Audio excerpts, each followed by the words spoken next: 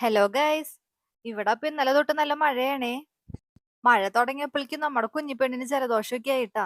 മൂക്കടഞ്ഞിട്ടാണെങ്കിൽ ഉറങ്ങാനും പറ്റില്ല. അതാരനോട് ഇന്ന് നേരത്തോടെയാണ് എണീറ്റേക്കണേ. അങ്ങനെ മരുന്ന് കൊടുക്കലൊക്കെ കഴിഞ്ഞ് നേരെ കിച്ചണിക്കാണ് കേട്ടാ പോയേ.